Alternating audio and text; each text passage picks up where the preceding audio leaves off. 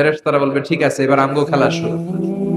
ফায়ুতরাকু বিমাতারিকা মিন হাদিদ, লোহার হাতুড়ি দিয়ে এবার ওর পিটানো শুরু। পিটাতে পিটাতে ওর গায়ের গোশত আর মাসল গুলো থেতলে ফেলা হবে। ইকালু লিল আরদি ইলতাইমি, জমিনকে বলা হবে চাপ দাও। ফাতাখতালিফা আদলাউ, ওয়াল আয়াযু বিল্লাহ।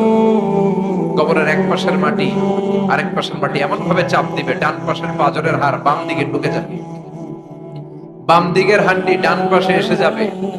ওর চিৎকারে পুরো কবরস্থানটা থারথার করে কাঁপবে। ওরে বাঁচানোর তখন কেউ থাকবে না। ওর ক্ষমতা, ওর দাপট, ওর হুঙ্কার, ওর অহংকার ওরে বাঁচাতে পারবে না। চিল্লায় বলেন ঠিক কিনা? হাত্তা সা, কিয়ামত পর্যন্ত, কিয়ামত পর্যন্ত এই দুর্বিষহ জীবন সময় তার কাটতেই থাকবে। আল্লাহ কবরের এই আযাব থেকে তুমি আমাদেরকে বাঁচাও। সূরাতুল মুলক যারা নিয়মিত তেলাওয়াত করবে, আল্লাহর মেহেরবানিতে তাদের কবরে কোনো আযাব হবে না। করতে রাজি আছেন? কথা কয় না। করতে রাজি আছেন সবাই? বিষ্ণুই বললেন এখানেই শেষ নয়, আরো আছে। শাফাআত লি সাহিবিহা, এই সূরাটা কিয়ামতের দিন এই সূরা যে তেলাওয়াত করবে তার পক্ষে সুপারিশ করবে। কোরআন যদি আপনার বিপক্ষে আল্লাহর কাছে নালিশ করে, আপনার বাঁচার কোনো উপায় আছে? আপনার পিসাব আপনারে বাঁচাইতে পারবে? তাইলে আপনার দলের নেতা, কথা কন, কেউ বাঁচাইতে পারবে আপনারে? কোরআন যেমনি আপনার বিরুদ্ধে দাঁড়ালে আপনারে বাঁচাতে পারবে না, কোরআন তেমনি আপনার পক্ষে দাঁড়ালে আল্লাহ আপনারে ফেলে দিতে পারবে না। কোরআন আপনার পক্ষে থাকলে আল্লাহ আপনাকে দয়া করবেনই। বিশ্বনবী বলেছেন ইকরাউল কুরআন ফাইন্নাহু ইয়াতি ইয়াউমাল কিয়ামাতি শাফিআন লিআসহাবি। কোরআন তেলাওয়াত করো, কেননা কোরআনের তেলাওয়াত এটা কিয়ামতের দিন তোমার জন্য সুপারিশ হয়ে দাঁড়াবে। এজন্য বিশ্বনবী বললেন যে ব্যক্তি সূরাতুল মুলক নিয়মিত তেলাওয়াত করবে, এই সূরাটা কিয়ামতের দিন ওই তেলাওয়াতকারীর জন্য আল্লাহর কাছে সুপারিশ করবে। এখানেই শেষ নয়। বিশ্বনবী বললেন খাসামাত আন সাহিবিহা, এই সূরা যে তেলাওয়াত করবে তার পক্ষে আল্লাহর সাথে এই সূরাটা দাঁড়িয়ে তার পক্ষ নিয়ে আল্লাহর সাথে তর্ক করবে, ঝগড়া করবে। আল্লাহ তুমি ওরে জান্নাত দিবা না কেন? ওরে মাফ করবা না কেন? তুমি না গফুর, তুমি না গফফার, তুমি না রহিম, তুমি না রহমান, তুমি মাফ করে দাও। ও মিয়া, সুপারিশ করতেছে কে? সূরাতুল মুলক। সুবহানাল্লাহ কইবেন না? কতক্ষণ এই তর্ক আল্লাহর সাথে সে চালাবে? হাত্তা আদখালাহুল্লাহুল জান্নাহ, যতক্ষণ না আল্লাহ তার জান্নাতে না ঢুকায়। এখানেই শেষ নয়। বিষ্ণু বললেন মান ক্বারাআ বিহা ফি লাইলাতিন ফাকাদ আকসারা ওয়া আতাবা, রাত্রি বেলায় যে এই সূরাটা তেলাওয়াত করবে পুরো রাতটাকে বরকতময় করে দিবে কে? এজন্য বিশ্বনবী বলেন আমি চাই আমার সব উম্মত এই সূরাটা মুখস্থ করে নেক। আমায় চাই আমার ছোট বড় আবাল বৃদ্ধ বনিতা সব উম্মতের হৃদয়ের মধ্যে এই সূরাটা গাঁথা থাক, মুখস্থ থাক, হিফজ করা থাক। আমরা বিশ্বনবীর উম্মত না? কথা কন। নবীর এই আশাটা আমাদের পালন করার দরকার আছে না নাই?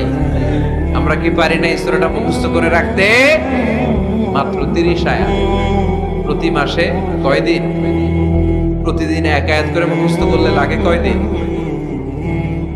প্রতিদিন এক আয়াত করে মুখস্থ করলে 30 দিনে এই সূরা মুখস্থ করতে রাজি আছেন? সবাই রাজি আছেন তো? মনে থাকবে? নেক্সট টাইমে নেক্সট ইয়ারে আসলে জিজ্ঞেস করবো যে সূরা মুলক মুখস্থ হয়েছে কিনা। হ্যাঁ, মনে থাকবে তো? আল্লাহ তুমি তৌফিক দাও। এই সূরাটা পড়লে আল্লাহ আপনার দৃষ্টি শক্তিকে খুলে দিবে। আপনার চোখের সামনে কোনো পর্দা থাকলে পর্দাটা সরে যাবে। আপনি আল্লাহর মাহাত্ম্য বুঝতে পারবেন, আপনি আল্লাহরে চিনতে পারবেন, আপনি আল্লাহর অস্তিত্ব টের পাবেন। সুবহানাল্লাহ পড়েন। অনেকেই বলে যেটা দেখি না তা মানি না। যারা স্রষ্টাকে বিশ্বাস করে না তারা বলে আনসিন ইজ নাথিং, যেটা দেখা যায় না এটা বিশ্বাস করি। নাস্তিকবাদের ছড়াছড়ি আছে না নাই? বাগেরহাটে কোনো নাস্তিক নাই মনে হয়? কথা কন। আছে আছে আছে। এত দাড়ি টুপি এগুলার ভিতরে ঢুকে কেমনে? ওগুলা পিছনে পিছনে থাকে, এগুলা আজীবন পিছনে পিছনে থাকবে। কথা বলে। ইয়াং যুবক যারা আছে তোমরা একটা বই পড়বে, প্যারাডক্সিক্যাল সাজিদ, একটা বই আছে বাজারে, নাস্তিকদের বিভিন্ন প্রশ্নের জবাব এই বইয়ের লেখক খুব ভালো করে ওই বইতে তিনি তুলে ধরেছেন। লেখকের নাম আরিফ আজাদ। এটা বললে শিক্ষিত যারা, তাদের মনের মধ্যে এই ঘুরপাক করা প্রশ্নগুলোর উত্তর তারা পেয়ে যাবে। বইয়ের নাম প্যারাডক্সিক্যাল সাজি, আরিফ আজাদের লেখা। তো তার পাশাপাশি এই সূরাটা পড়লেও আমরা জানতে পারবো, কারণ এই সূরাটা হচ্ছে the surah is an eye opener for us all. আমাদের সবার চোখ খুলে দিবে এই সূরাটা।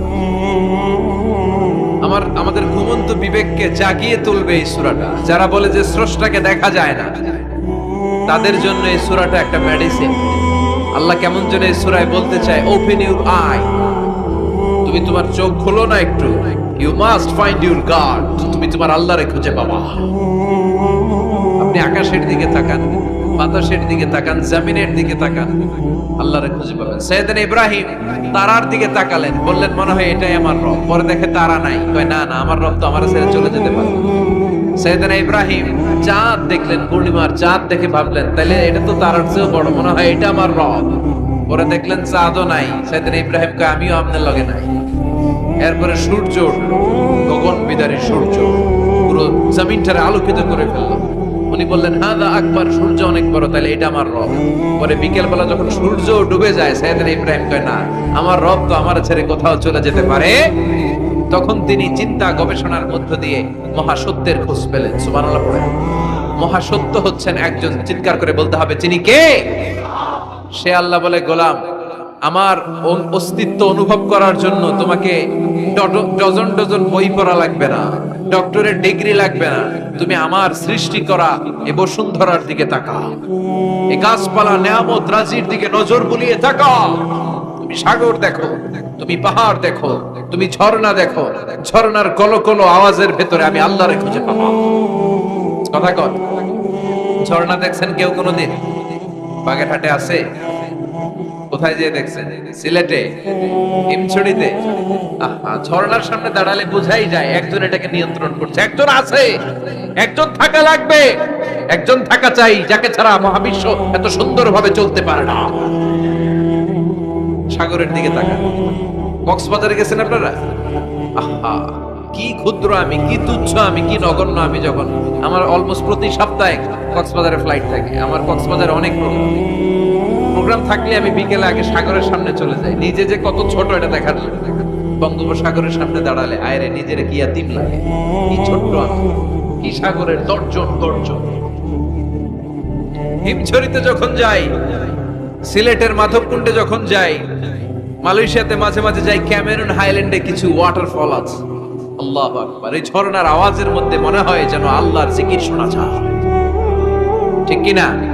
ঝর্ণা ঝর্ণা ঝর্ণা রে, বলনা বলনা বলনা রে, কার বিরহে পাগল পড়া তুই, কার মিলনে ফুল ফসলে ওরার তোর দুকুল বই, কার মিলনে ফুল ফসলে ওরার তোর দুকুল বই। ঝর্ণা ঝর্ণা ঝর্ণা রে, বলনা বলনা বলনা রে, কার বিরহে পাগল পড়া তুই।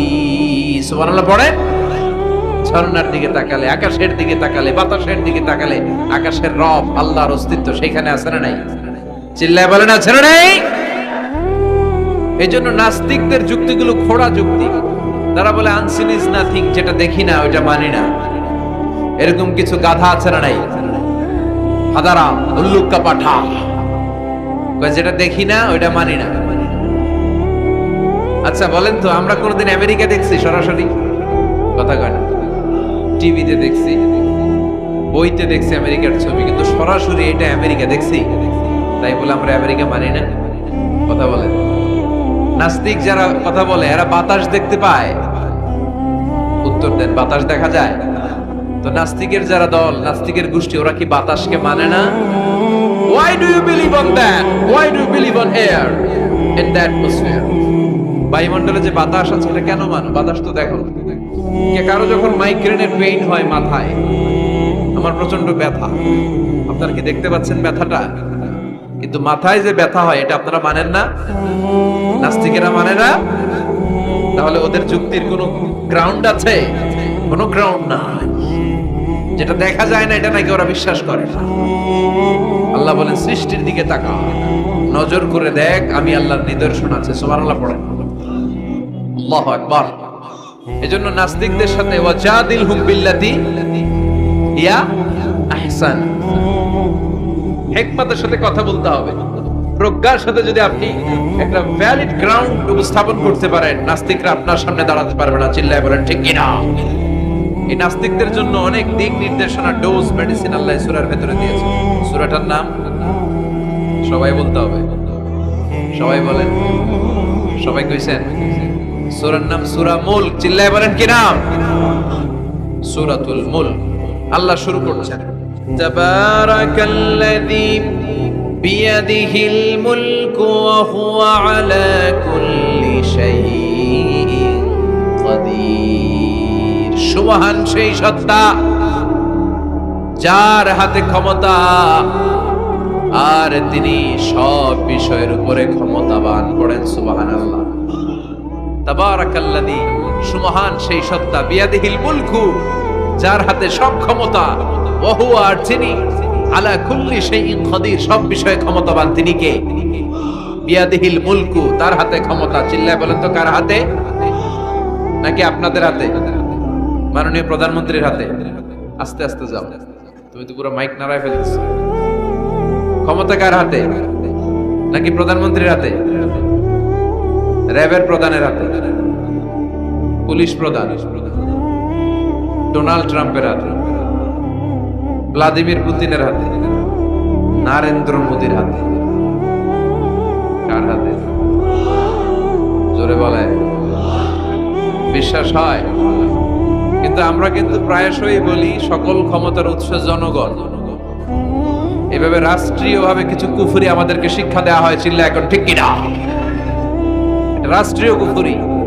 সকল ক্ষমতার উৎস জনগণ নয়, সকল ক্ষমতার উৎস একজন। চিল্লায় বলেন তিনি কে?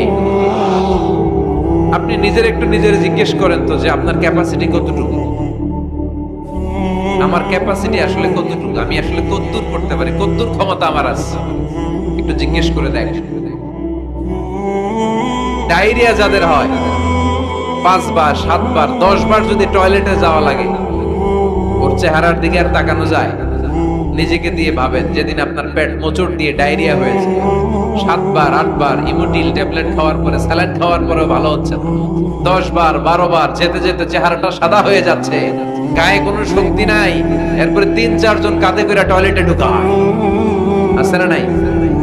10 বার 12 বার টয়লেটে গেলে আর কোনো শক্তি নাই, আই মরে যাইও, আই আর হাইতার নারে মাফ করে দে, এরকম হয় না? তখন ভয় লাগে, মনে হয় যে আমি আসলে মরে যাবো, সবার কাছে বিদায় নেই, আমারে মাফ করে দাও, আমি হয়তো বাঁচবো না। কত লিমিটেড পাওয়ার আমাদের, কত দুর্বল। 5 বার টয়লেটে গেলে চেহারার দিকে তাকানো যায় না, চেহারা ভেস্কি মেরে থাকে এমনি। সে নাকি ক্ষমতার মালিক। আল্লাহ বলেন ওয়া খুলিকাল ইনসানু দাঈফা, তোদেরকে আমি দুর্বল করে বানিয়েছি। শুধু আমরাই দুর্বল না, আমি দুর্বল, আমার বাপ দুর্বল, আমার দাদা দুর্বল, আমার 14 গোষ্ঠী দুর্বল। আমরা দুর্বলের ঘরের দুর্বল। সবল হচ্ছে একজন, তিনি কে? এজন্য সকল ক্ষমতার উৎস কোন দৃষ্টিতে, কোন যুক্তিতেই টিকে না যে সকল ক্ষমতার উৎস নাকি মানুষ। এই কথাটা যুক্তির আলোকে টিকে? সকল ক্ষমতার উৎস কে? কি ক্ষমতা আছে আমাদের? কোনো ক্ষমতাই নাই। আজকে কেউ যদি পেছন থেকে চিৎকার দিয়ে বলে হুজুর প্যান্ডেলে সাপ, মজা করে বলছি, এতে অনেকে খুঁজতেছে কই সাপ, কই সাপ। দেখছেন ক্ষমতার মালিক নাকি আমরা? আর আসলে যদি 3-4টা সাপ ফস করে এদিক দিয়ে ফানা তুলতো, black mamba, king cobra, python, হ্যাঁ, এই সাপগুলো যদি ফস করে এখানে ঢুকতো, আপনাদেরকে খুঁজে পাওয়া যেত? এতক্ষণ স্লোগান চলে, এখন দৌড়, আসলে নাই। সাপ বাদ দেন, ভাউয়া ব্যাংক চিনেন? অথবা কোলা ব্যাংক? বাগেরহাটে কি বলে, কি করে? খালি লাফায়। 10টা ভাউয়া ব্যাংক, 2টা স্টেজে আর 8টা প্যান্ডেল ছেড়ে দেওয়া হলো, অবস্থাটা কি হবে জানেন? ভাউয়া ব্যাংক আর কি লাভ দিবে? এর চেয়ে বড় লাভ দিবেন আপনার, এর চেয়ে বড় লাফাইতে লাফাইতে আমরা ভাগবো। এই হচ্ছে আমাদের অবস্থা। নিজেকে একটু জিজ্ঞেস করেন যে how much capacity I belong, কতটুকু ক্ষমতা আমার আছে। আহা, মাঝে মাঝে বাসে যখন আমরা চড়ি পেশাব চাপে না? কথা বুঝতেছে না বোধহয়। আমরা বাসে করে সফরে যাচ্ছি, পেশাব চাপে না? চাপে। ড্রাইভাররে অনুরোধ করার পরে ড্রাইভার বলে এই বাসের নিয়ম হচ্ছে ঢাকা টু কক্সবাজারে থামবে একবার। কয়বার? আরো 20 কিলোমিটার পরে ওইখানে থামানো হবে। ওই বেটার যান যায় যায় পেশাবের চাপে। এরকম পরিস্থিতিতে আমরাও জীবনে কালে ভদ্রে দু একবার পড়েছি কিনা? ওই সময়ের কথাটা একটু খেয়াল করেন যে আপনার কি অবস্থা হয়েছিল তখন। সে নাকি ক্ষমতার মালিক, সে নাকি সকল ক্ষমতার উৎস, যার 10 মিনিটের পেশাব আটকে রাখার ক্ষমতা তার থাকে না। এজন্য মানুষ কখনো ক্ষমতার উৎস হতে পারে না। চিৎকার করে বলতে হবে সকল ক্ষমতার উৎস কে? কি দুর্বল আমরা। মশা কামড়াইলে মশারে ধরতে পারি না, মারতে পারি না। তো মশা ওইরা কই চলে যায় খুঁজেও পাই না। কুত্তা এম করে কামড়াইলে আমরা কুত্তারে কামড়াইতেও পারি না। কথা বলেন, অসহায় হয়ে তাকিয়ে থাকি। আহা, কি দুর্বল আমরা, কি দুর্বল। কোনো ক্ষমতা নেই। তুফান, ঝড়, জলোচ্ছ্বাস, ভূমিকম্প হলে টের পাওয়া যায় আমরা কত দুর্বল। বাগেরহাটে বলে ভূমিকম্প হয় না? হয়। মাঝে মাঝে মাঝরাতে 3টায় 4টায় ভূমিকম্প হয় না? লোকজন দৌড়, কেউ লুঙ্গি সহ দৌড়, কেউ লুঙ্গি ধুইয়া দৌড়। কারণ আগে জান বাঁচাতে হবে, এটা ফরজ। কি বিপদে আমরা পড়ে যাই। দৌড়। দুধের বাচ্চাটা পড়ে থাকে, ওরে কোলে নিয়ে দৌড় দিব, নাকি স্ত্রীকে ডাকবো, নাকি ভাড়াটিয়াদেরকে উঠাবো, নাকি ছাদ থেকে নিজেই লাফ দেব? ভূমিকম্প যখন শুরু হয়, আমেরিকায় যখন ভূমিকম্প শুরু হয়, ডোনাল্ড ট্রাম্প যে বিল্ডিং এ থাকে, ডোনাল্ড ট্রাম্প মনে হয় দৌড় দেন। কথা বলেন। আমাদের প্রধানমন্ত্রী যে বিল্ডিং এ থাকে, ওই বিল্ডিং এ যদি ভূমিকম্প হয়, কথা কন। আমি কই নাই, কিন্তু আপনারা কইছেন দৌড়। বাঁচার জন্য দৌড় দিতে হবে। আমি একটা ভিডিও দেখেছি, একটা টেলিভিশন প্রোগ্রামে, লাইভ প্রোগ্রাম চলছিল, সরাসরি সম্প্রচার। লাইভ বুঝেন? সরাসরি সম্প্রচারের প্রোগ্রাম। তো লাইভ প্রোগ্রাম, উপস্থাপক বসে আছে এদিকে, এদিকে অতিথিরা। ইন দ্য মিন টাইম শুরু হয়েছে ভূমিকম্প। উপস্থাপক মাইক থুইয়া দই, অতিথিরা ওঠে নাই, অতিথিরা বসে আছে। কারণ মেকআপ টেকআপ সব শেষ, ক্যামেরা রেডি। একটু পরে ভূমিকম্প আরো বেড়ে গেল, এবার অতিথিরাও দৌড়। কি অসহায়, কি দুর্বল। ভূমিকম্প যখন শুরু হয়, মানুষগুলো খালি দৌড়ায়, খোলা মাঠে যেতে চায়। বিল্ডিং টাওয়ার গুলো যেন গায়ের উপর থপাস করে না পড়ে বাঁচতে চায়। কি চায়? বাঁচতে চায়। যার বাঁচার জন্য লড়াই, ও নাকি ক্ষমতার মালিক। এটা বিশ্বাস করবে কেউ? কক্সবাজারে যখন তুফান শুরু হয়, জলোচ্ছ্বাস শুরু হয়, ওখানে একটা দ্বীপ আছে, পাহাড়ি দ্বীপ, নাম মহেশখালী। ওইখানে বৌদ্ধদের স্বর্ণ মন্দির আছে। সেখানে যখন তুফান 30 ফিট 40 ফুটের জলোচ্ছ্বাস হয়, ওই বৌদ্ধ মন্দিরের বৌদ্ধগুলো নিচে নেমে জিকির করা শুরু করে দেয় আল্লাহ। কার জিকির করে? কারণ ওরা খুব ভালো করেই জানে যে গৌতম বুদ্ধ আমাদের বাঁচাতে পারে না, বাঁচাতে পারে একজন। চিল্লায় বলেন, যিনি কে? এই জন্য বিপদে পড়লে টের পাওয়া যায় যে আমরা কত দুর্বল। আমি গত পরশু ঢাকা থেকে এসেছি। আমার প্রোগ্রাম ছিল সাতক্ষীরায়। ঢাকা থেকে যশোর 90 এয়ারে করে এসেছি। তো সেখানে যারা বিমানবালারা থাকে, তারা কেমন যেন প্যান্ট ট্যান্ট স্যুট টুট পরে আসে, নিজেদেরকে সাজিয়ে গুছিয়ে।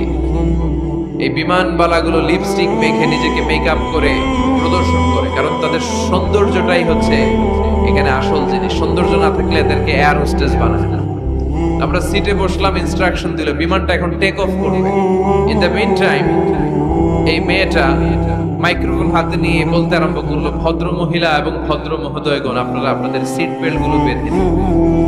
এখনই আমাদের উড়োজাহাজটি শাহজালাল আন্তর্জাতিক বিমানবন্দর থেকে 14,000 ফিট উপর দিয়ে যশোর বিমানবন্দরে উদ্দেশ্যে ছুটবে। আল্লাহু আকবার, আল্লাহু আকবার, আল্লাহু আকবার। তো আমি ঘাড় ঘুরে তাকাইলাম, কি রে আল্লাহু আকবার করে কেন?